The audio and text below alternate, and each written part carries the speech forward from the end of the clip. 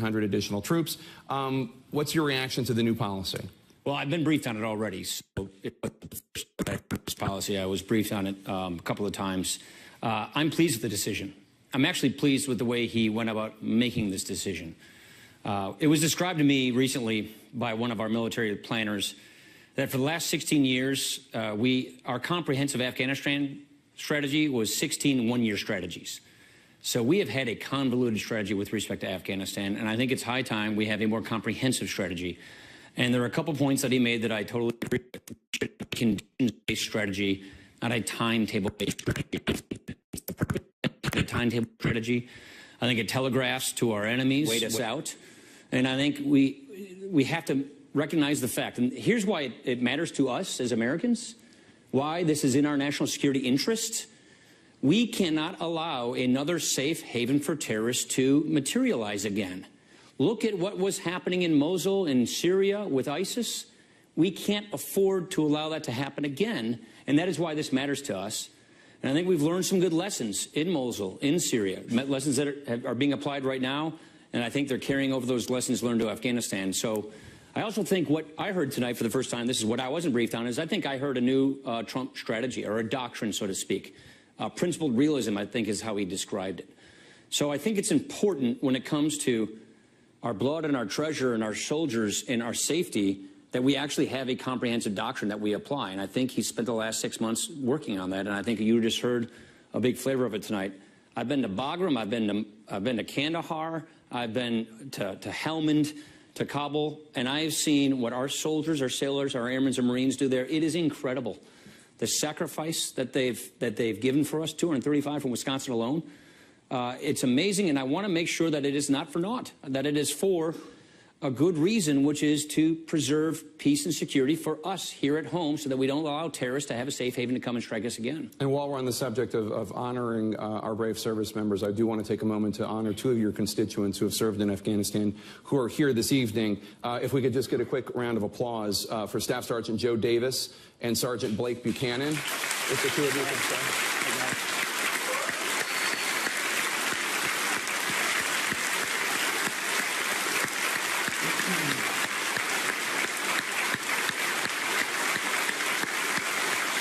Thank you for your service. Thank you, Joe. And the people listening at home, that applause is not just for these two fine gentlemen, but for everybody who has served in America's longest war. Blake, you had a question for the speaker. Yes. So the war in Afghanistan has been going on for 17 years, still going strong. My deployment was in Afghanistan in 2010. The whole year, and then some. But the important question is, I was looking for more of an end date, hope. Yeah.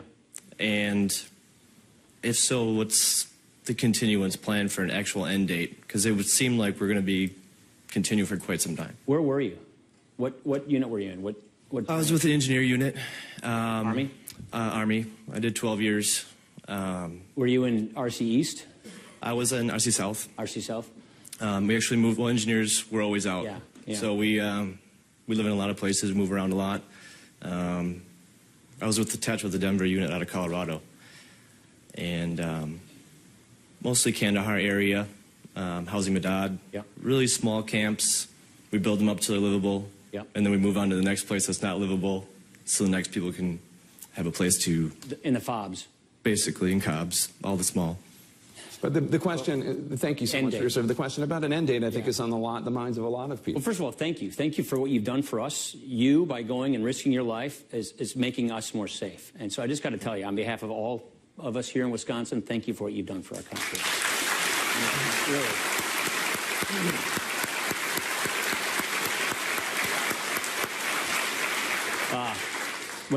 In my travels there, I kept hearing the same thing.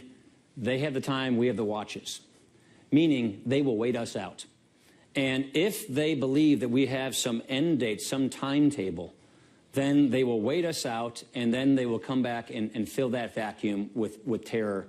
And that is why I think it's important that we don't telegraph. I think that was a strategic mistake the last president made, that we shouldn't telegraph our timetable when we're leaving. so that we can actually make it conditions-based, which is what is the purpose of being there. The purpose of being there is to make sure that we don't have another 9/11, that the Taliban doesn't give al-Qaeda a safe haven to plan and get money and come and have a terrorist attack against us. So I think it's very important that we not do that. But at the same time, like the president said, no blank check. You've got to make sure that we prosecute this to the end so that we can bring reconciliation. I really think that the end game here is that the Ghani government, that's the president, Dr. Ghani, their government and the Taliban ultimately reconcile. But I don't think the Taliban will come to the table and reconcile in peace if they don't think we are committed to seeing this through, if they think that they don't have a chance. That is what I think was important in the decision that the president just made tonight.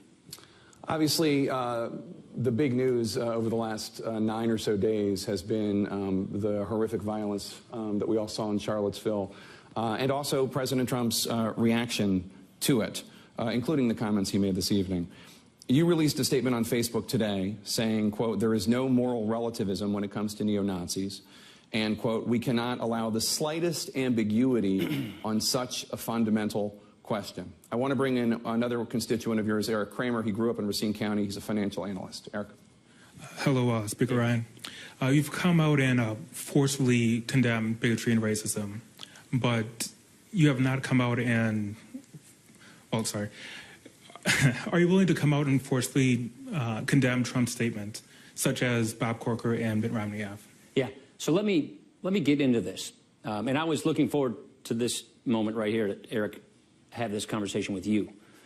First of all, the president and I spoke on Monday morning about the need for moral clarity, about the need at this very difficult time in our country to have a morally clear message to absolutely and singularly condemn this repulsive bigotry. He agreed with that, and he did that later that day on Monday. And I thought his speech on Monday was pitch perfect.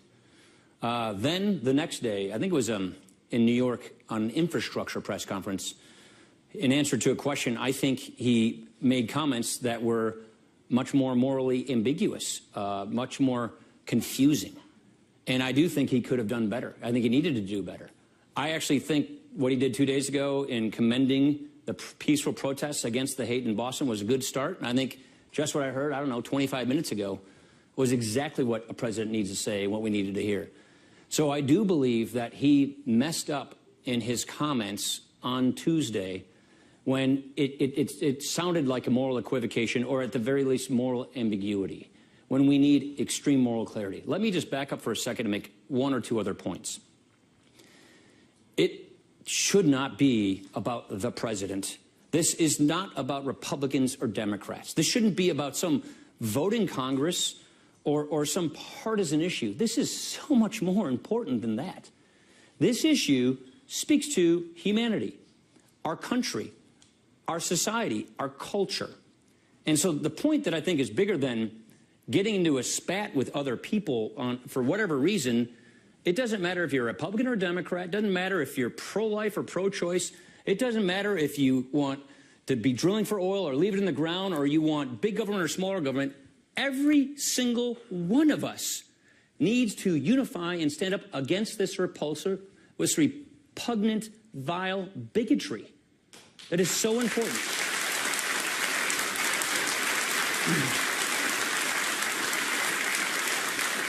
And so that's the kind of unity and that's the kind of moral clarity that each and every one of us need to display, including, and of course, the president. I think we heard that this evening. But all of us have got to do more. What I worry about in this situation is that we get numbed to this, that we sort of start to lose our sense of outrage against these white supremacists and these neo-Nazis, that we see it over and over on TV and we think, oh, yeah, just that again. No. But no, we don't. But my point is, we've got to keep our moral outrage, and we all have to stand up and speak out against this kind of bigotry so that it is never normalized, so that we don't give these people oxygen that they're looking for. They are the fringe. Let's keep them at the fringe. And that's why I think we have to have this moral clarity. And I'm pleased with the things he just said tonight to add clarity to the confusion that I think he gave us on Tuesday. I think the issue that Eric was expressing is the reluctance to criticize President Trump for specifically saying things like very fine people were marching in that rally that had swastikas and anti-Semitic chants. And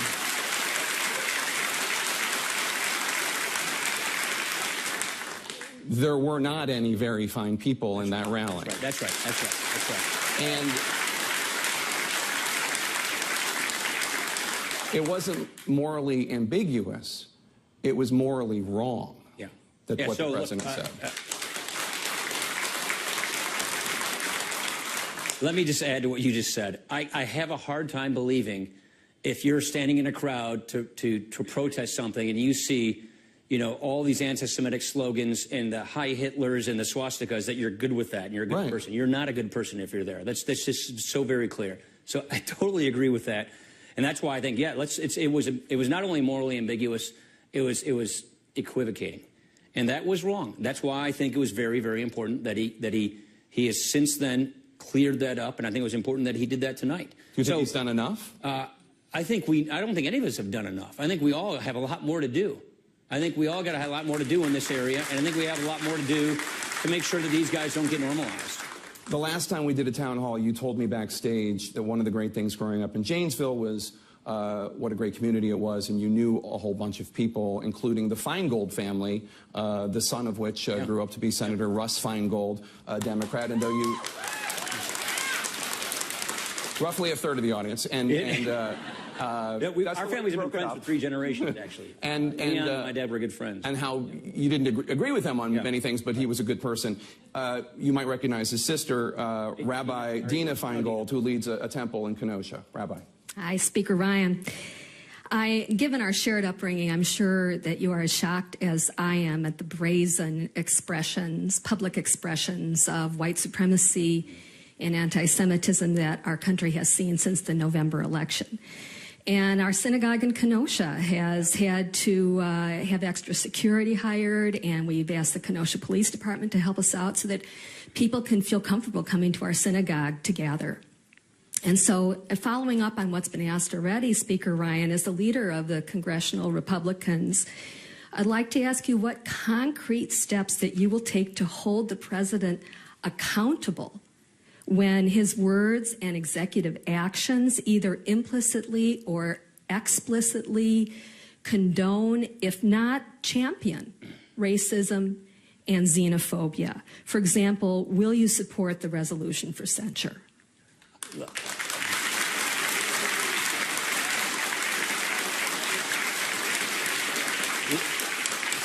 First of all, Dina's mom and dad, Sylvia and Leon, were close friends of my mom and dad. Our families have known each other for a long, long time. And we are family friends. But I just disagree with you. I will not support that. I think that would be so counterproductive. If we descend this issue into some partisan hackfest, into some bickering against each other, and demean it down to some political food fight, what good does that do to unify this country? We want to unify this country against this kind of hatred, this kind of bigotry. So I think that would be the absolutely worst thing we should do. You just heard me say what I thought about what he said on Tuesday and what I thought he said on Monday and just a half hour ago. The point is, all of us got to strive to do better. And more importantly, I mean, that right there was sort of conflict of one party against another party. I think what we need to do is each of us drop our guard, start listening to each other, and having a good civil dialogue with each other about how we can improve the dialogue in this country and make sure that we can unify against this kind of vile, repugnant bigotry. Look, this country is founded upon this beautiful American idea. The condition of our birth doesn't determine the outcome of our life. We are endowed by our Creator to our inalienable rights. This idea that a human being, someone is intrinsically more superior than another one, is a repugnant, repulsive idea that strikes against everything we believe in and stand for in this country. And you don't have to be a Democrat or a Republican to believe that. Heck, you don't even have to be religious to believe that. You just have to be a good person. That's what these men fought for in Afghanistan. That's who we are. And the last thing I think we should do is descend into some fight against each other when we should be unifying ourselves and calling out bigotry when we see it, when we hear it, and never getting right with it and always standing up and opposing it peacefully. If I could just ask a follow on behalf of the rabbi, which is she just told you that your constituents are not necessarily, or at least don't feel safe necessarily, going to synagogue in Kenosha because of at least part this rise in hateful white supremacy that has been a problem for a long time, That's right. but has been heightened in recent years. Is a Facebook post enough? No, I think all of us have a lot more to do on this, like I just said. But more importantly, I think the internet has given these guys fuel. I think the internet has given these people who are fringe oxygen. And I think every single one of us have more to do to make sure that we deny them their oxygen and this fuel. And so whether there are laws that need to be passed to improve this, that may be the case. But things that disunite us, the things that divide us, so that we can make sure that we unify, this is beyond a bill in Congress, a party. It's beyond politics. This is our society. This is our culture. This is our values. And so that's the point. I'm saying if you're making it about people against the president, Republicans against Democrat, this bill or that bill, we are demeaning this issue, and we need to raise it to the point where we are all, 100% of us, unified in confining these fringe elements to the fringes and trying to deny them the oxygen that they're getting, where people are afraid to go to a synagogue in Kenosha. But if people who are applauding the president are these white supremacists, and the people who are cringing after his remarks like the ones on Tuesday are the congregants of that synagogue in Kenosha, or the Sikh temple in your congressional district, where there was a horrific hate crime incident in 2010, doesn't it need to be, is it not bigger than something that's partisan to say people need to stand up and say more when the president does it? Forget his party for a second. He's giving aid and comfort to people who are fans of losing, discredited, hateful ideologies. Oh, I don't think. The people who applauded his remarks on Tuesday were David Duke and Yeah, that's Richard right. Spencer. That's why I said those remarks. He messed up on Tuesday. He was right on Monday, and he was right just about an hour ago. I think we were. He was wrong on when he was reading from podium. podium. Yeah, I think he messed up on Tuesday.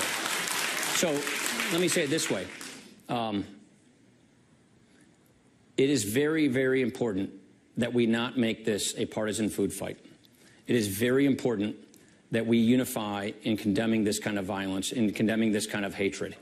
And to make this us against them, Republicans against Democrats, pro-Trump, anti-Trump, that is a big mistake for our country, and that will demean the value of this important issue. Do you think, as Mitt Romney, your former running mate, or I guess you were his former running mate, however that works, Mitt Romney said President Trump needs to apologize. I just think he needs to do better, and I think he just did today. Speaking of that horrific hate crime incident at the Sikh temple in 2012, when a white supremacist attacked right here in this congressional district, killing 6 people, I want to bring in Pardeep Kalika. His father founded that temple, and sadly he was one of those killed during the attack. Pardeep. Thank you. As you know, a few weeks ago we commemorated the 5-year anniversary of the Sikh temple shooting in Oak Creek, Wisconsin. This was one of the deadliest hate attacks that this country has ever seen, committed by the hands of a known affiliated white supremacist. Wade Page, the shooter in this incident, was not only a white supremacist, but he was also ex-military. He was well known to the SPLC, the ADL, and the FBI. Despite all that, he was able to legally purchase a firearm and 3 extended clips 6 days before the incident. What my question is what are we doing to prevent and intervene in the growth of far right extremism? I caught myself. Far right extremism and white supremacist sympathizers. I'd say there's a couple things.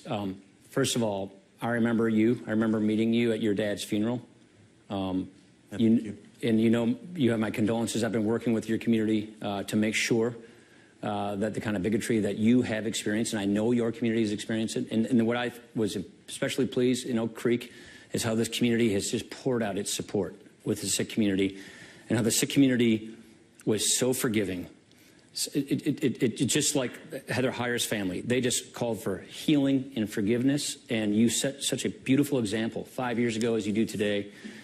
Sam Lenda and Brian Murphy, the 2 officers who stopped that shooting, who I know you know, Sam and Brian, they were heroic, and they stopped that shooting after these deaths. our heroes in Oak Creek, our police officers who were the ones who were involved in that, I'd say two things. Number one, we've got to do a better job of making sure that criminals don't get guns, or that people who are suspected of terrorism, like domestic terrorism, don't get guns. Just like we saw yesterday, Heather Heyer was killed by an act of domestic terrorism. So this fits into that category. So I think we had to do a better job of making sure that terrorists do not get guns. We also have to make sure that we protect our Second Amendment rights for law-abiding citizens. So there's always a balance when you discuss these kinds of things. We passed mental health reform just last December.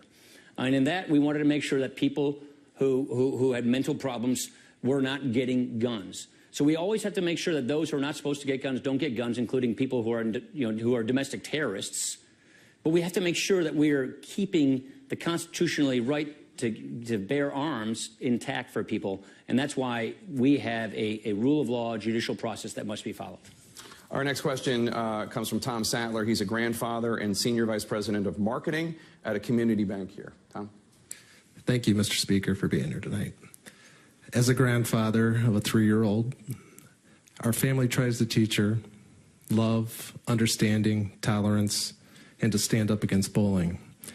Knowing that you're a devoted father yourself, how do you reconcile the words and the actions of the current administration when talking to your children? Pretty big question.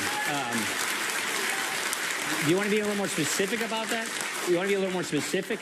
Do you want to be more specific? Just in general, social media and bullying and things of that nature.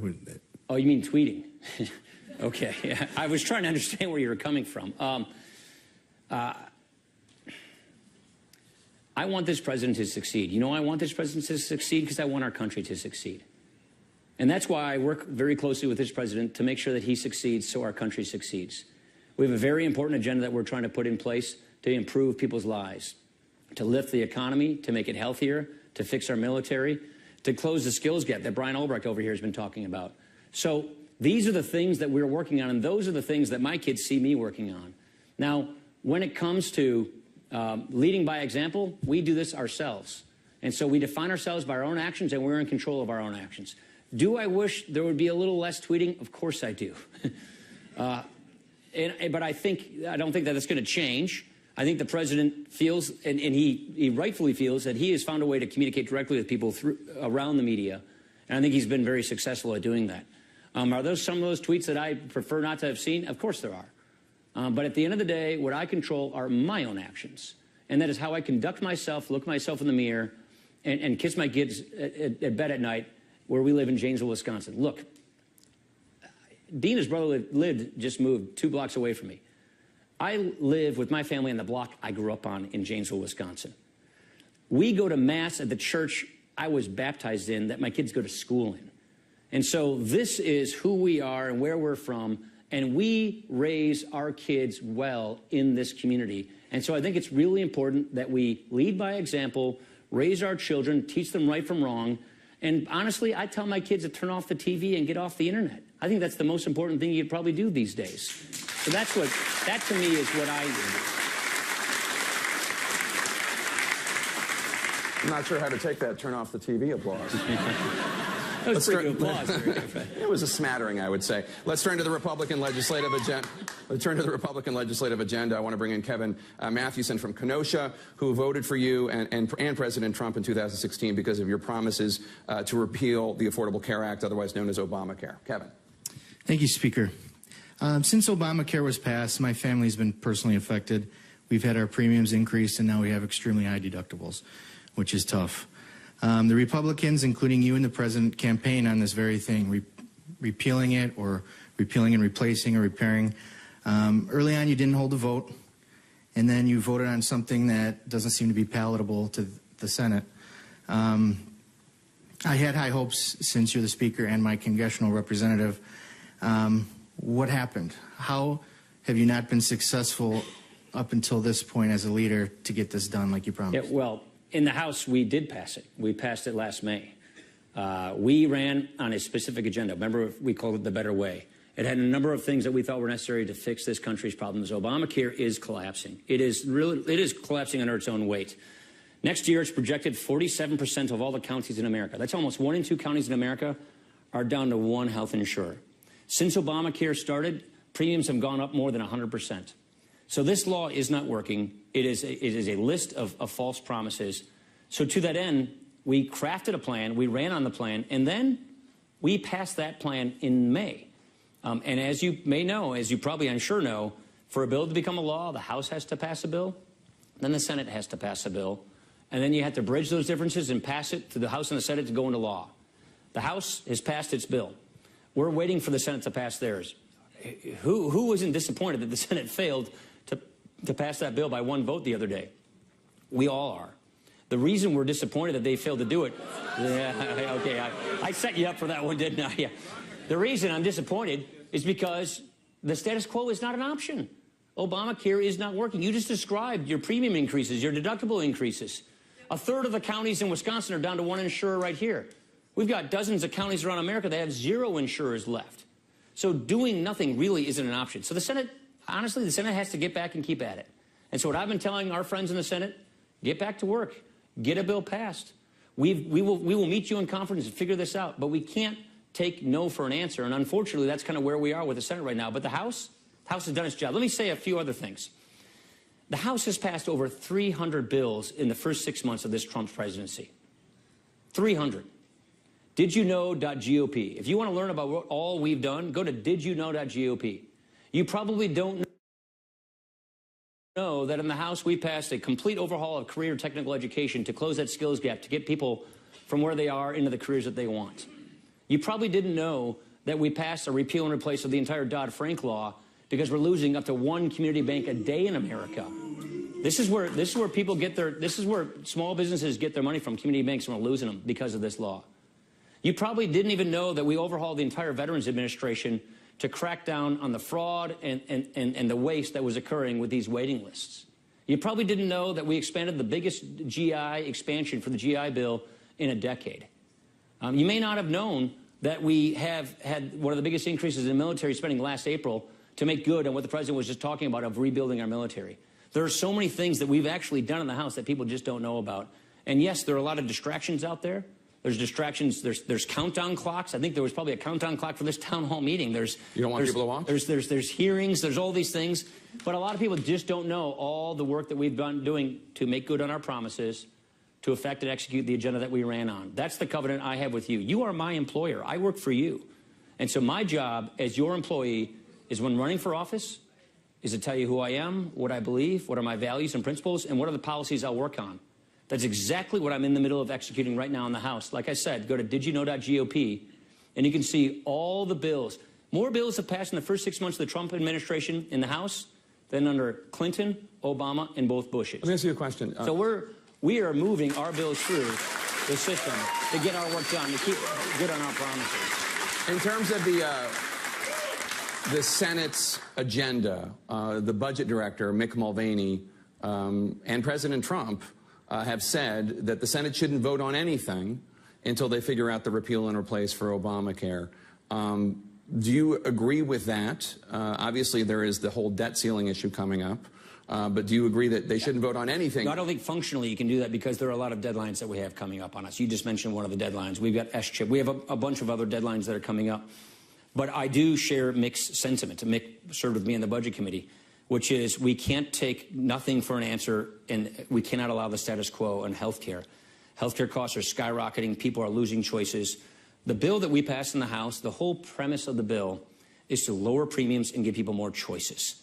Look, the way I think that matters the most is we believe risk pools are very effective. We had a very, very good high-risk pool in Wisconsin. And so when I talk about risk pools, what do I mean when I say that? We believe, as government, federal government, state government, we should fund the care for people with catastrophic illnesses. So that if you get a catastrophic illness like cancer or heart disease, you don't go broke paying for that health care. And by having direct care and subsidies, like we had in our risk pool in Wisconsin, for people with catastrophic illnesses, you dramatically lower the price of insurance for everybody else. 10% of the people in the Wisconsin risk pool, 10% of the people were in the risk pool in Wisconsin. The other 90% of Wisconsinites in the individual market had much cheaper, much more affordable health care with more choices and lower premiums. That's what we're proposing to do. Have funds for catastrophic illnesses so those people get support. 1% of the people in the individual market drive 23% of the costs. So if we basically say we will directly support those, I don't know, 8 to 10% of Americans who have a catastrophic illness, then the insurers only have to fund up to the catastrophic amount, insure up to there. So it's like property and casualty. I mean, we got the best quarterback in America, Aaron Rodgers, selling us insurance with discount double check. We got a lizard selling us Geico insurance. Why can't we do it that way with health insurance? And that is basically what we are proposing. So I think what we have offered makes sure that we fulfill the objective we all want: affordability, accessibility, and making sure that people with pre-existing conditions get good health care at an affordable rate without going broke if they get sick. That is what we're trying to achieve, and that is why we can't take doing nothing for an answer. I have about 30 follow-ups, but this is a town hall, not an interview, so I'm going to go to tax reform, which is obviously a big challenge facing you and the Congress when lawmakers return to Washington in September. And the next question comes from Katie Verzal, who serves as the secretary for the Kenosha Republican Party. Katie. Hello. I think we can agree the U.S. tax code is complicated, burdensome, and unfair to individuals and businesses alike.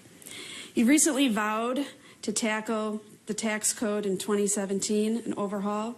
How are you working with the Senate and the White House to make sure what happened to the promises of the Obamacare repeal that's a good question. doesn't happen to the promise of tax reform? I'll say a number of things. This is one of the things that we ran on, one of the main items that we ran on in 2016. So we ran for this as our election, the House, the Senate, and the White House. And so this is something we have to make good on. That's point number one. Point number two, I believe it's going to be far easier for us to do tax reform than it was, say, for health care reform.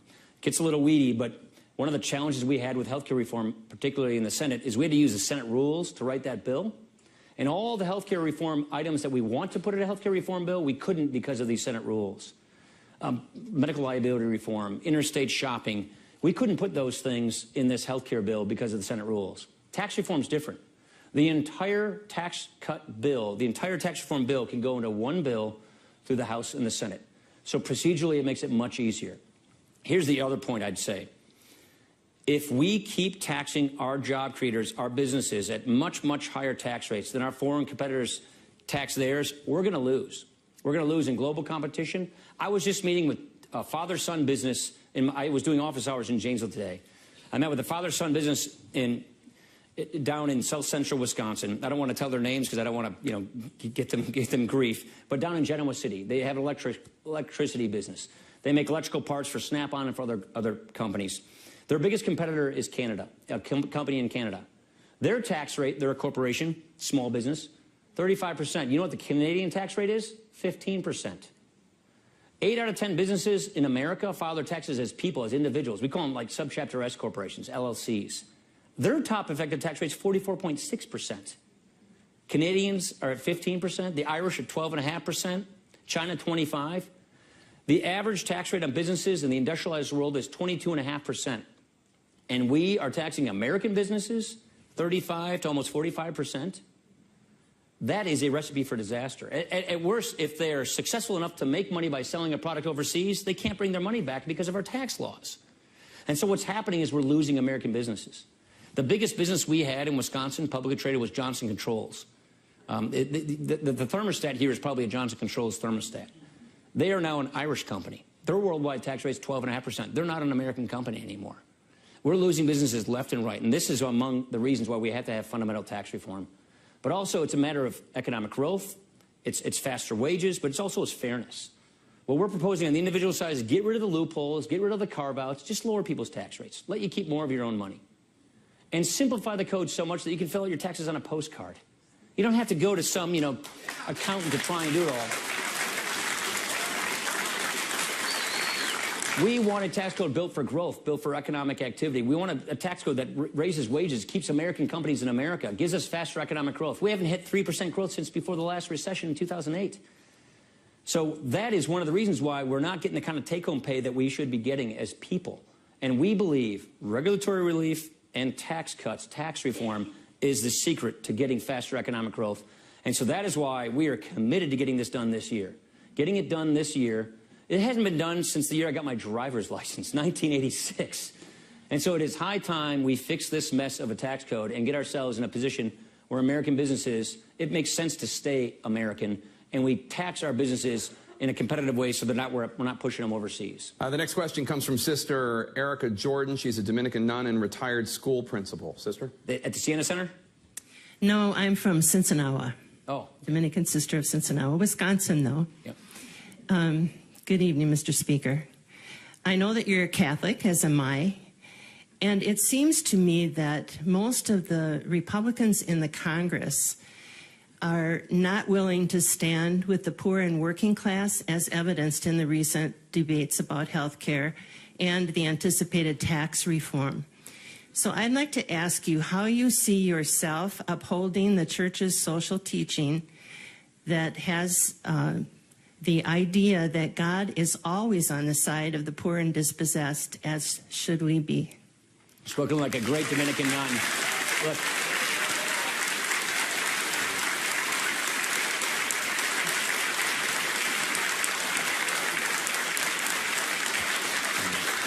Sister, this may come as a surprise to you, but I completely agree with you. Where we may disagree is on how to achieve that goal. As you know, we all exercise prudential judgment in practicing our faith. And for me, the preferential option for the poor, which is something that's a key tenet of Catholic faith, that means upward mobility. That means economic growth. That means equality of opportunity. That, to me, means working with this guy over here at Gateway Tech to make sure that we can close the skills gap, to make sure that every person who wants a career and job can get the benefits. We actually just passed this bill in July. Before that, we passed another skills bill. That means, to me, taking this 20th century poverty program that we have, which is, we're in the 32nd year of the war on poverty, trillions spent, and guess what? Our poverty rates are about the same as they were when we started this war on poverty 32 years ago. So the status quo isn't working, sister. And what I think we need to do is change our approach on fighting poverty. Instead of measuring success based on how much money we spend or how many programs we create or how many people are on those programs, measuring on inputs, let's measure success in poverty on outcomes. Is it working? Are people getting out of poverty? And what I believe, when you look at it that way, I actually have a commission that Patty Murray and I set up that's underway right now to focus on these measurements. We need to make sure that we bring people into the workforce. The poor are being marginalized and misaligned in many ways because a lot of the programs that we have, well-intended as they may be, are discouraging and disincentivizing work. No, it's true. We were just talking about, we were just talking about tax reform, and I was telling you about these successful small businesses in Wisconsin. They got a 44.6% tax rate. That's not the highest tax rate payer. I mean, Aaron Rodgers, who deserves every salary, is not the highest tax rate payer in this state. You know who it is? It's a single mom getting 24 grand in benefits with 2 kids who will lose 80 cents on the dollar if she goes and takes a job. We have to fix that. And that is why we have to fix it, not by just kicking people off callously, but by making sure that we can customize these benefits to help a person get from where she is to where she wants and needs to be. That means we have these benefits phased out in a certain way that fits her needs and goes and fixes it. The model I'm talking about is one you're familiar with. It's the Catholic Charities model. Cristo Rey Parish, right 4 miles that way. Cristo Rey Parish has Catholic Charities that does a fantastic job, in spite of government, doing wraparound benefits for the poor to make sure that they get to where they are, from where they are to where they need to be. If only government would actually help do that as well, I think we could go a long ways in fighting the root cause of poverty. So you just touched something that I feel so strongly about, that moves me so much. I think the government has made a lot of mistakes, well-intended, lots of money, but we are not solving the problem of poverty. And doing more of the same and just funding the status quo will just get us more of the worst results we've been getting. We've got to change our approach, focus on outcomes, focus on the person, and always encourage work, never discourage work, and make sure we can customize benefits so that we can get people out of poverty. That, to me, plus a stronger, growing economy.